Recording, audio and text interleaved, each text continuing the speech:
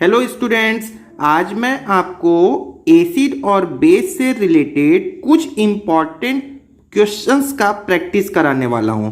आपको ये बता देता हूं कि इन क्वेश्चन का पर्पस एक्चुअली में एसिड और बेस से रिलेटेड काफ़ी सारी एक्स्ट्रा बातों को बताना है, क्योंकि एक क्वेश्चन के हेल्प से मैं उससे रिलेटेड कुछ मिलता जुलता कॉन्सेप्ट आपको बताने वाला हूं। इसलिए ये वीडियो आपके लिए इंपॉर्टेंट होने वाला है फॉर एसीएफ पर्पस।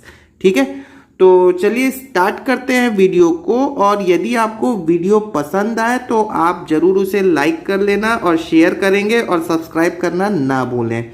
तो स्टार्ट करते हैं फर्स्ट क्वेश्चन से, जो एसीएफ में ही पूछा हुआ क्वेश्चन है। नाउ द क्वेश्चन इज, आपका क्वेश्चन है acetic acid exist as dimer. Dimer मतलब होता है द्विलक इन बेंजीन ड्यू टू, मतलब एसिटिक एसिड डाइमर बनाता है, ये उसने कहा दिया। तो पहली बात तो आप ये लर्न कर लो कि एसिटिक एसिड किस फॉर्म में है, डाइमर फॉर्म में है। डाइमर का मतलब मैं आपको बता रहा हूं, लेकिन इसका वो रीजन पूछा है कि आखिर डाइमर क्यों होता है। तो इसको ऑप्शंस आपके सामने लिखे हुए हैं, मैं एक्चुअली में आपको ये बताता हूं इसका कॉन्सेप्ट क्या है। तो एसिटिक एसिड का सबसे पहले तो हम फार्मूला यदि देखें तो ये होता है CH3COOH, बट मैं अभी इसके बॉन्डिंग स्ट्रक्चर को ज़्यादा फोकस करता हूं, क्योंकि डाइमर होता है, ये डाइमर का मतलब ये है कि ये मैं कहता हूं कि एसिटिक एसिड का कितना मॉलिक्यूल है, ये एक ही मॉलिक्यूल है, एक मॉलिक्यूल मैंने लिखा है। ठीक है, लेकिन डाइमर का मतलब ये हुआ कि ऐसे दो मॉलिक्यूल होंगे। ठीक है, डाइमर का मतलब क्या हो गया, ऐसे कितने मॉलिक्यूल होंगे, दो मॉलिक्यूल होंगे। डाइमर का मतलब होता है दो, डाई मतलब दो, मर्स मतलब यूनिट या मॉलिक्यूल बोल दो। ठीक है, तो चलिए देखते हैं CH3COOH का बॉन्डिंग स्ट्रक्चर देखते हैं। तो इसका बॉन्डिंग स्ट्रक्चर कुछ इस तरीके से होता है, ये ऐसा कुछ आप बना लेते हैं CH3COO और OH। ठीक है, ये इसका बॉन्डिंग स्ट्रक्चर है। तो सभी बच्चों को पता होगा कार्बन के आउटर मोस्ट शेल पे 4 इलेक्ट्रॉन होते हैं एंड कार्बन फॉर्म 4 बॉन्ड। तो आप इसमें ये देखिएगा डियर स्टूडेंट्स कि इसका स्ट्रक्चर हम यदि और अच्छे से समझना चाहें तो मैं इसे कुछ इस तरीके से बना सकता हूँ। क्या आपको लिखने का तरीका थोड़ा सा चेंज कर दिया, CH3C डबल बॉन्ड O और ये OH, और ऐसे ही मैं दो मॉलिक्यूल लिखता हूं, क्योंकि यहां पर उसने क्वेश्चन वाले नहीं बता दिया है डाइमर लिखना है। तो लिखने का तरीका आप देखिएगा, कुछ भी नहीं, समझाने के लिए मैं आपको इसको अलग से लिखने का वेब लिख रहा हूं। ये मैंने कुछ इस तरीके से लिखा, CCH3 को मैंने पलट कर लिख दिया, यहां मैंने लिखा OH और यहां पर डबल बॉन्ड O। तो डियर स्टूडेंट्स, आपको पता होगा कि हाइड्रोजन और ऑक्सीजन OH, तो O और H यदि बॉन्डिंग है तो H में कौन सा चार्ज होता है, पॉजिटिव, और ऑक्सीजन पे कौन सा चार्ज होता है, निगेटिव। इसको हम बोलते हैं पार्शियल पॉजिटिव और पार्शियल निगेटिव। तो अल्टीमेटली ऑक्सीजन पे निगेटिव और हाइड्रोजन पे पॉजिटिव। तो यहाँ देखो, यहाँ पर ऑक्सीजन पे निगेटिव चार्ज होगा इस ऑक्सीजन पे, और यहाँ पर क्या होगा, पॉजिटिव चार्ज होगा कि नहीं होगा। यहाँ पर भी वैसे ही क्या होगा, इस पे पार्शियल नेगेटिव चार्ज होगा और यहाँ पर पार्शियल पॉजिटिव चार्ज होगा। तो एक मॉलिक्यूल का ऑक्सीजन दूसरे मॉलिक्यूल के हाइड्रोजन के साथ में इंटरेक्ट होंगे, ये थोड़ा सा एक दूसरे को क्या करेंगे, अट्रैक्ट करेंगे। बॉन्डिंग नहीं है ये एक केमिकल बॉन्ड है क्या, नहीं है, ये एक प्रकार का क्या है, इसको आप बोल सकते हो एक प्रकार का क्या हो सकता है, ये अट्रैक्शन फोर्स है। और इस अट्रैक्शन फोर्स को केमिस्ट्री में नाम दिया गया है हाइड्रोजन बॉन्डिंग। ठीक है, तो डाइमर दो मॉलिक्यूल्स, ये एक मॉलिक्यूल, ये एक मॉलिक्यूल, इन दोनों मॉलिक्यूल के कंबाइन होने का रीजन क्या है, प्रेजेंस ऑफ हाइड्रोजन बॉन्ड, या प्रेजेंस ऑफ हाइड्रोजन बॉन्डिंग। ठीक है, ये करेक्ट आंसर है। Now come to the next question. ये क्वेश्चन भी आपके एग्जाम में आया हुआ है, which of the following is Lewis acid. तो लुईस एसिड और लुईस बेस के बारे में मैंने अपने प्रीवियस वीडियो में बता रखा है, जिसका लिंक मैं डाल रखा हूँ डिस्क्रिप्शन बॉक्स में, आप उसे जरूर देख लें। तो लुईस एसिड और लुईस बेस क्या होता है, यदि मैं आपको इस सिंपल वर्ड्स में बोलूँ तो लुईस एसिड होता है, मैं यहां पर लिख देता हूं लुईस एसिड। तो लुईस एसिड वो सब्सटेंस होते हैं जो loan pair of electron, loan pair of electron वो क्या करते हैं, एक्सेप्ट करते हैं, और जो डोनेट करते हैं उसको हम क्या बोलते हैं, लुईस बेस कहते हैं। तो यहां पर देखिएगा जो डोनेट करते हैं लोन पेयर वो होंगे लुईस बेस, ठीक है। तो ये में कॉपर में पॉजिटिव चार्ज है, ये डोनेट करेगा कि एक्सेप्ट करेगा, तो ये डेफिनेटली इलेक्ट्रॉन एक्सेप्ट करेगा, तो ये तो लुईस बेस नहीं है। यहां पर देखिएगा BF3, बोरॉन के आउटर मोस्ट शेल पे कितने इलेक्ट्रॉन होते हैं, 3 इलेक्ट्रॉन होते हैं, और इसका स्ट्रक्चर कुछ कैसा बनेगा, ये ऐसा बनेगा। BF3 का स्ट्रक्चर कुछ इस तरीके से बन गया, ठीक है, ये BF3 का स्ट्रक्चर है। तो इसके आउटर मोस्ट शेल पे कितने इलेक्ट्रॉन हो गए, 1 2 3 4 5 6। तो ये ऑक्टेट रूल जिसको हिंदी में बोलते हैं अष्टक नियम, तो इसके आउटर मोस्ट शेल पे 8 इलेक्ट्रॉन है क्या, नहीं है।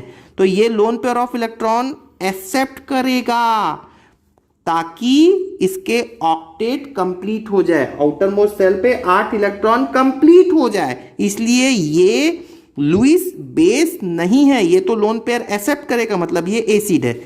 निकिल की बात करते हैं, निकिल Na, ये तो मेटल है ना, इसमें पॉजिटिव चार्ज है ना निगेटिव चार्ज है, तो ये नॉर्मल एक मेटल दिया हुआ है। कार्बन मोनोऑक्साइड का स्ट्रक्चर को नोटिस करते हैं। कार्बन मोनोऑक्साइड, कार्बन के आउटर मोस्ट शेल पे कितने इलेक्ट्रॉन होते हैं, 4 इलेक्ट्रॉन होते हैं, तो ये मैंने 4 इलेक्ट्रॉन बना लिए, 1 2 3 4। और ऑक्सीजन के आउटर मोस्ट शेल पे कितने इलेक्ट्रॉन होते हैं, टोटल 6 इलेक्ट्रॉन होते हैं, 1 2 3 4 5 6। तो यहां पर ये बॉन्डिंग हो गई कार्बन मोनोऑक्साइड में, कार्बन और ऑक्सीजन के बीच में। अब ऑक्सीजन का ऑक्टेट कंप्लीट हो चुका है, लेकिन कार्बन का ऑक्टेट कंप्लीट नहीं है, जिसे कोऑर्डिनेशन बॉन्ड के थ्रू हमने सेटिस्फाई किया। अब कार्बन पे 8 इलेक्ट्रॉन हो चुके हैं, मतलब अब आप यहां पर नोटिस कर सकते हो कि कार्बन के पास में एक लोन पेयर एक्स्ट्रा है, और ये लोन पेयर क्या कर सकता है, वो डोनेट कर सकता है। तो फिलहाल carbon monoxide acting as a Lewis base because of it having a tendency to donate electron. Next question देखिएगा स्टूडेंट्स, ये बहुत ही सिंपल और बहुत ही इंपॉर्टेंट क्वेश्चन है, और इसमें कोई लॉजिक नहीं है। नेक्स्ट क्वेश्चन में कोई लॉजिक नहीं है, आपको इसे लर्न करना होगा, क्योंकि ये काफी ज्यादा क्वेश्चन पूछे जाने वाला क्वेश्चन है कि विच of the following acid is formed by the contact process. इसमें से कौन सा एसिड है जो कॉन्टैक्ट प्रोसेस से बनाया जाता है, तो आप इसको याद रखने वाले हैं डायरेक्टली। सल्फ्यूरिक एसिड एक ऐसा एसिड है जो डायरेक्टली हम कॉन्टैक्ट प्रोसेस से बनाते हैं। तो डियर स्टूडेंट्स, आपको यहाँ पर ये लग रहा होगा कि ये सर क्या बात बता रहे हैं, कुछ समझ में नहीं आ रहा है। तो केमिस्ट्री में काफ़ी कुछ बातें आपको लर्न ही करनी पड़ेंगी। एक्चुअली में ACF का सिलेबस काफ़ी बड़ा है, एक्चुअली बहुत बड़ा सिलेबस है, और इस सिलेबस को कंप्लीट करने के लिए काफ़ी समय की आवश्यकता होगी। लेकिन अभी हम कुछ सेलेक्टिव चीज़ों को पढ़ रहे हैं, जैसा कि मेरा एक्सपीरियंस ये कहता है कि कौन से क्वेश्चंस आपको एग्जाम में पूछे जा सकते हैं। तो मैंने उन्हीं क्वेश्चंस को यहाँ पर कवर किया है, उन्हीं कॉन्सेप्ट को कवर किया है। चलिए नेक्स्ट क्वेश्चन देखिएगा, थोड़ा इंपॉर्टेंट है, देखिएगा क्या है next question. Which of the following halide possesses hydrogen bonding. अभी मैंने थोड़ी देर पहले हाइड्रोजन बॉन्डिंग के बारे में तो बताया था, तो hydrogen bonding and also is a liquid in a room temperature. कौन सा एसिड इसमें से हाइड्रोजन बॉन्ड बनाता है और कौन सा जो है वो लिक्विड स्टेट में है। मतलब डेफिनेटली जो हाइड्रोजन बॉन्ड बना रहा है वो कौन से स्टेट पे होता है, लिक्विड स्टेट पे होता है, डोंट फॉरगेट दिस, ठीक है। तो यहां पर देखिएगा, ये मैंने H और F की बात की, यहां पे सपोज HCl 4 कंपाउंड आपके सामने लिखे हुए हैं, तो सबसे पहले हम HF को नोटिस करते हैं। तो फ्लोरीन की इलेक्ट्रोनेगेटिविटी ज्यादा होता है, तो फ्लोरीन में निगेटिव और हाइड्रोजन में पॉजिटिव। H+ आपने हमेशा सुन रखा होगा ना, तो ये हो गया। अब देखिए, मैं HF का दूसरा मॉलिक्यूल लिया, HF का मैंने तीसरा मॉलिक्यूल लिया, ऐसे मैंने खूब सारे HF के मॉलिक्यूल्स ले लिए। तो डेफिनेटली इस मॉलिक्यूल में भी पॉजिटिव और यहाँ भी निगेटिव, यहाँ पर भी पॉजिटिव और यहाँ निगेटिव। ये जो मैं ऐसा बना रहा हूँ ये पार्शियल होता है, आंशिक जिसको हिंदी में बोलते हैं, थोड़ा निगेटिव थोड़ा पॉजिटिव। तो निश्चित रूप से स्टूडेंट्स, इसका निगेटिव इसके पॉजिटिव के साथ में अट्रैक्टेड होगा, इसका निगेटिव इसके पॉजिटिव के साथ में अट्रैक्टेड होगा। तो इसे ही हम क्या कहते हैं, इसे ही हम बोलते हैं हाइड्रोजन बॉन्डिंग। ठीक है, नाउ अभी इंपॉर्टेंट बात सुने, जैसा मैंने बताया ना, हमारा पर्पस क्वेश्चन सॉल्व करना तो है ही है, इसके अलावा हमको कुछ एक्स्ट्रा बातें भी समझनी है। तो अब आप ये सोचोगे कि हाइड्रोजन बॉन्ड कब कब पॉसिबल है, तो आप ये जान लें कि यदि हाइड्रोजन के साथ में फोन हो, फोन मतलब फ्लोरीन, ऑक्सीजन और नाइट्रोजन, यदि ऑक्सीजन के साथ में ये तीन एलिमेंट हैं, सॉरी, यदि हाइड्रोजन के साथ में ये तीन एलिमेंट हैं, तभी हाइड्रोजन बॉन्ड बनने वाला है। और जहां हाइड्रोजन बॉन्ड होगा वहां वो कौन से फेस में होगा, लिक्विड फेस में होगा। जैसे मैं आपको एग्जाम्पल बोलता हूं, स्टूडेंट्स केयरफुली एग्जाम्पल सुनिएगा। जैसे मैंने बोला HF एक हाइड्रोजन बॉन्ड बनाने वाला कंपाउंड है, और HF के नीचे आता है HCl। जैसे आपको पीरियोडिक टेबल का थोड़ा आइडिया होगा, तो F के नीचे आता है Cl। तो आप ये बोलोगे ये कौन से फेस में है, लिक्विड, और ये कौन से फेस में होगा, गैस फेस में होगा, या ठीक है। अगला बात सुनो, आपको ये पता है H2O नॉर्मल कौन से कंडीशन पे है, नॉर्मली ये कौन से कंडीशन पे है, लिक्विड फेस में। क्यों है, क्योंकि ये हाइड्रोजन बॉन्ड बनाता है। देखो H के साथ में O आ गया, तो ये हाइड्रोजन बॉन्ड बनाता है। दूसरा आप बात करने वाले हैं H2S। आपको पीरियोडिक टेबल में पता होगा ऑक्सीजन के नीचे सल्फर आता है, तो ये कौन से फेस में है, नॉर्मली ये गैस फेस में है, क्योंकि हाइड्रोजन बॉन्ड नहीं बनाता है।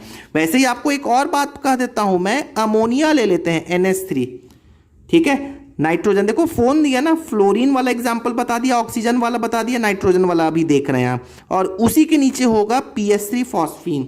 तो अमोनिया कौन से स्टेट में है, नॉर्मल कंडीशन पे, लिक्विड फेस में। क्यों है, क्योंकि वो हाइड्रोजन बॉन्ड बनाता है, जबकि फॉस्फीन गैसियस फेस में है। Now come to the next question, which of the following is least basic. इसमें से कौन सा है जो सबसे दुर्बल क्षार है।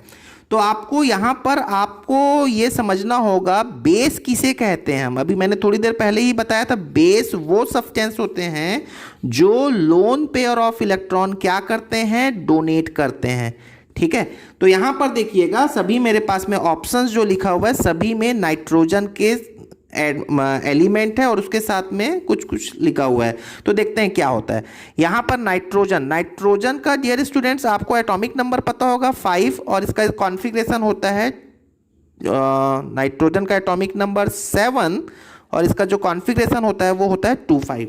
मतलब आउटर मोस्ट सेल पे कितने इलेक्ट्रॉन होते हैं, 5 इलेक्ट्रॉन होते हैं। तो एनीवे अभी पर्पस क्या है, नाइट्रोजन, देखो NF3 का स्ट्रक्चर देखते हैं। NF3 का स्ट्रक्चर कैसे होगा, तो मैं नाइट्रोजन के साथ में 3 फ्लोरीन लगा लेता हूं, 1, 2 एंड 3। तो यहां पर एक लोन पेयर होगा कि नहीं होगा, और यही लोन पेयर डोनेशन में चला जाएगा। क्यों, क्योंकि ये 5 इलेक्ट्रॉन मैंने बनाए हैं ना, यहाँ पे देखिए नाइट्रोजन के आउटर मोस्ट सेल पे 1, 2, 3, 4, 5, और ये जो लोन पेयर है ये बाउंडेड नहीं है, मतलब ये डोनेशन पे जा सकता है, डोनेट कर सकता है, मतलब ये क्या हो गया, एक बेस हो गया है। तो आप नोटिस करेंगे सभी में नाइट्रोजन है, और सभी में फ्लोरीन 3 है, नाइट्रोजन 3 है, क्लोरीन 3 है, आयोडीन 3 है, मतलब सब में एक एक लोन पेयर है, मतलब सभी बेस हैं। तो आप ये समझना, बेस किसे कहते हैं, जो लोन पेयर डोनेट करता है, और स्ट्रॉन्ग बेस किसे कहते हैं, जो लोन पेयर आसानी से डोनेट करता है। ठीक है, और यहां पर ये क्या बोल रहा है, लीस्ट, मतलब कौन सा ऐसा बेस है जो आसानी से लोन पेयर को डोनेट नहीं करेगा। तो देखो यहां पर डिफरेंस करने के लिए आप चेक करोगे, फ्लोरीन, हाइड्रोजन, क्लोरीन और आयोडीन। सबसे ज्यादा इलेक्ट्रोनेगेटिविटी वाला एटम कौन है, फ्लोरीन। ये फ्लोरीन जो है वो इलेक्ट्रॉन को अपनी ओर क्या करता है, खींचता है, क्योंकि आपने सुन रखा है ना F नेगेटिव, सुना होगा F नेगेटिव। तो fluorine having a tendency to attract the electron pair, तो इलेक्ट्रॉन पेयर को ये अपनी ओर स्ट्रांगली खींचता है, तो इसे वो आसानी से डोनेट करने नहीं देगा। तो यही क्या है, लीस्ट बेस है। तो आप इसको टेंशन लेके नहीं पढ़ने वाले हैं, इत्मीनान से पढ़ने वाले हैं। डेली आप एक एक वीडियो मेरा देखें और केमिस्ट्री में थोड़ा धीरे धीरे आगे बढ़ें। ठीक है, आप बस इसमें लोड मत लो, अपने दिमाग पे प्रेशराइज मत करो, आसानी से इनको सॉल्व करो, सुनो बस बात को, सुनो और अपने दिमाग में फिट करो। आप ये मत सोचो कि केमिस्ट्री में सर ये कैसा होगा वो कैसे होगा, बहुत सारी बातें होती हैं केमिस्ट्री में धीरे धीरे। चलिए अब आगे देखते हैं without wasting our time. The basicity of phosphorus acid, तो फास्फोरस एसिड की बेसिसिटी बताना है, उसके लिए तो आपको पता होना चाहिए फास्फोरस एसिड क्या होता है। फास्फोरस एसिड का फॉर्मूला होता है H3PO3। एक होता है फास्फोरिक एसिड H3PO4 होता है, ये होता है फास्फोरस एसिड H3PO3। और इसकी बेसिसिटी हम किसे बोलते हैं? बेसिसिटी का डेफिनेशन ये है, यदि हम बात करें, आपको पिछले वीडियो में भी हमने बता रखा है, बेसिसिटी मतलब कितने वो H+ डोनेट कर सकता है। तो आप नोटिस कर रहे हैं इसके सबसे पहले तो स्ट्रक्चर को, तो कभी भी फास्फोरस से रिलेटेड कोई एसिड की बात करता है तो P के साथ में डबल बॉन्ड O बना ले, और फास्फोरस के आउटर मोस्ट सेल पे 5 इलेक्ट्रॉन होते हैं तो ये 5 बॉन्ड बनाएगा। तो यहाँ पर देखें, ये OH, ये OH और ये H। देखिए मैंने क्या किया, P के साथ में डबल बॉन्ड O तो होगा ही होगा। अब देखो कितने ऑक्सीजन और रह जाएंगे, 2 ऑक्सीजन और रह जाएंगे। तो ये 2 ऑक्सीजन के साथ में 2 OH बना लिए, और हाइड्रोजन तो 3 है तो ये 1 2 3। ठीक है, तो कितने हाइड्रोजन वो डोनेट कर सकता है जो O के साथ में है। ठीक, तो इसकी बेसिसिटी कितनी हो जाएगी? 2। Now come to the next question. ये बहुत इंपॉर्टेंट क्वेश्चन है, आपके ACF में इससे रिलेटेड कुछ बातें पूछी हुई थी मैंने, जिसको पिछले वीडियो में करा रखा है। तो क्वेश्चन ये है कि इनमें से कौन सा वीकेस्ट एसिड है, सबसे वीक एसिड कौन सा होगा, दुर्बल अम्ल कौन सा है। तो एसिड जो H+ डोनेट करता है, वीक एसिड जो H+ आसानी से डोनेट ना करें, या स्ट्रॉन्ग एसिड आप किसे बोलते हैं, जो H+ आसानी से डोनेट कर दे। तो आप यहां पर देखो HF है, HCl है, HBr है और HI है। तो स्टूडेंट्स यहां पर देखो, सिंपल सी बात है कि यहां से सभी से H+ को बाहर निकलना है, सबसे H+ को बाहर निकलना है। कहां पर आसानी से H+ बाहर निकलेगा, कहां पर निकलना चाहिए, जहां पर ये बॉन्ड वीक हो। ठीक है, अब इन 4 में कंपेयर करोगे तो कौन सा बॉन्ड वीक होना चाहिए, तो आपको शायद पता होगा आयोडीन का साइज बड़ा होता है। देखो देखो सुन लो, याद करो पीरियोडिक टेबल में इनकी स्थिति FCl Br और I, ये ग्रुप में ऐसे होते हैं। आयोडीन सबसे नीचे होता है और ऊपर से नीचे आने पर साइज बढ़ता जाता है। तो आयोडीन का साइज बड़ा है तो ये बॉन्ड सबसे बड़ा होगा, और जहां पर बॉन्ड बड़ा वहां पर ये बॉन्ड क्या होगा, वीक होता है, आसानी से टूट जाएगा। अब जब ये बॉन्ड आसानी से टूट जाएगा तो H जो है वो H+ के फॉर्म में आसानी से बाहर निकल जाएंगे। जब H+ के फॉर्म में आसानी से बाहर निकल जाएगा तो HI क्या होना चाहिए, स्ट्रॉन्ग एसिड होना चाहिए। लेकिन यहां पर क्वेश्चन में क्या पूछा है, वीकेस्ट एसिड। तो वीकेस्ट एसिड फिर कौन सा होना चाहिए, जो सबसे स्ट्रॉन्ग बॉन्ड होगा। तो HF के बीच का बॉन्ड स्ट्रॉन्ग है, H+ आसानी से नहीं निकलेगा, इसलिए ये सबसे वीक एसिड है। तो HF के बारे में थोड़ी देर पहले मैंने ये भी तो बताया था कि HF क्या बनाता है, हाइड्रोजन बॉन्ड बनाता है। HF क्या है, लिक्विड फेस में है। ठीक है, चलिए नेक्स्ट क्वेश्चन देखते हैं। बहुत ही ज़्यादा IIT का और मेडिकल में ये बहुत क्वेश्चन ये पूछता है कई बार। HClO, HClO2, HClO3 और HCl4, यहाँ पर मेरे पास में 4 कंपाउंड है और ये 4 कंपाउंड का एसिडिक स्ट्रेंथ का ऑर्डर पूछा है। देखो क्वेश्चन क्या है, the correct order of increasing acidic strength, कौन सबसे प्रबल अम्ल है या दुर्बल अम्ल है, क्या इंक्रीजिंग ऑर्डर डिक्रीजिंग ऑर्डर होना चाहिए। तो डियर स्टूडेंट्स केवल आप एक बात सुनना, HClO यदि ये H+ डोनेट करता है तो H+ मैंने हटा दिया इसमें से, तो क्या बनेगा, ClO-, यही होगा कि नहीं होगा, H+ निकला। तो यदि मैं HClO2 लेता हूं तो ये यदि H+ डोनेट करता है तो क्या बनेगा, H++ ClO2-। वैसे ही आप यदि कंटिन्यूएशन में लिखोगे तो ClO3- और ClO4- बनने वाला है कि नहीं। ठीक है, सिंपल सी बात हो गई। अब नोटिस करना, आपको केवल हम क्या बता रहे हैं, जनरल और एक्स्ट्रा बातें बताने की कोशिश कर रहे हैं, धीरे धीरे आप इसको लर्न कर रहे हो। ठीक है, HClO से यदि मैं H+ निकालूं तो ClO माइनस, तो इनको हम नोटिस करते हैं। तो ClO4 माइनस, ये ClO4 माइनस जो होता है ना, ये सबसे ज़्यादा स्टेबल होता है, क्योंकि यहाँ पर ऑक्सीजन 4 है और 4 ऑक्सीजन क्लोरीन को रेजोनेंस के थ्रू ज़्यादा स्टेबलाइज्ड कर जाता है। ये सबसे, मतलब ये बोल सकते हैं ये सबसे स्थायी, स्टेबल तो मैंने लिख ही दिया है, ये सबसे स्थायी होता है। और आप सबको बहुत कॉमन सेंस आप लगा सकते हो कि हर कोई किधर बढ़ रहा है, स्थायित्व की ओर बढ़ रहा है। तो मेरे पास यदि HClO4 है तो ये बहुत आसानी से H+ डोनेट करके स्थायी ClO4 माइनस बना लेगा, क्योंकि ये याद रखने वाले हैं ये रेजोनेंस से ज़्यादा स्टेबलाइज्ड होता है। मतलब O4 होने के कारण यहाँ पर रेजोनेंस हो जाता है, रेजोनेंस से ज़्यादा, रेजोनेंस की स्पेलिंग हमने गलत कर दी, रेजोनेंस की स्पेलिंग क्या हो जाएगा, रेजोनेंस, ठीक है ना। तो रेजोनेंस से स्टेबलाइज्ड होता है, रेजोनेंस को हम हिंदी में बोलते हैं अनुनाद, ठीक है। तो याद रख लो, आप इसको डायरेक्टली नहीं समझ में आ रहा है तो याद रख लो, सबसे स्ट्रॉन्ग एसिड कौन होगा, HClO4, HClO3, फिर HClO2, फिर HCl। तो ये सबसे स्ट्रॉन्ग एसिड है, बहुत ज़्यादा चांसेस हैं कि इन क्वेश्चंस को एग्जाम में वो पूछ सकते हैं। तो चलिए नेक्स्ट क्वेश्चन करते हैं। ये क्वेश्चन भी आपके ACF में आया हुआ क्वेश्चन है, बहुत ज़्यादा रिलेटेड एसिड बेस से नहीं है, लेकिन फिर भी मैं यहाँ पर किसको करा रहा हूँ, slaked lime reacts with chlorine to form. तो आपको ये स्लैग्ड लाइम पता होना चाहिए। स्लैग्ड लाइम एक बेस होता है, कैल्शियम हाइड्रोक्साइड को बोलते हैं, ठीक है, एक बेस है calcium hydroxide. Slagged lime chlorine के साथ में रिएक्शन करता है तो ये क्या बनाएगा, ये क्वेश्चन पूछा हुआ है। तो slaked lime reacts with chlorine to form CaOCl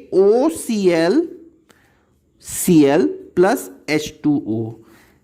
ये ब्लीचिंग पाउडर होता है, ये वाला ऑप्शन। ये कैसे आप एक बार देख लेते हैं कैसे हो गया। तो डोंट वरी, COH मैंने 2 बार लिख लिया और Cl2 लिखा।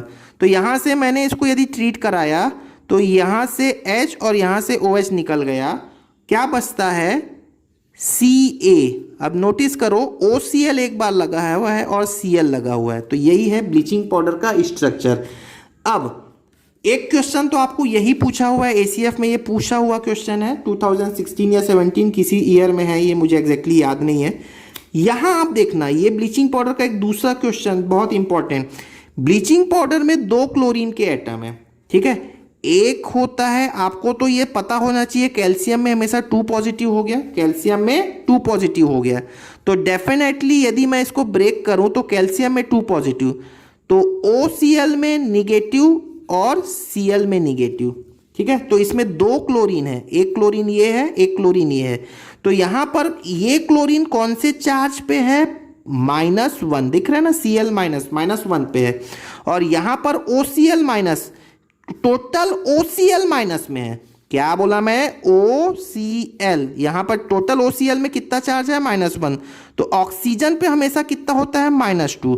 तो क्लोरीन पे कितना होगा, +1। मतलब यहां पर क्लोरीन का ऑक्सीडेशन नंबर +1 है। तो अब आप ये याद रख लो कि bleaching powder, this is the formula of bleaching powder. तो ब्लीचिंग पाउडर में 2 क्लोरीन एटम होते हैं, इसमें से एक क्लोरीन का ऑक्सीडेशन नंबर होता है +1 और दूसरे क्लोरीन का ऑक्सीडेशन नंबर होता है -1। तो आई होप आपको ये धीरे धीरे बातें समझ में आ रही होंगी।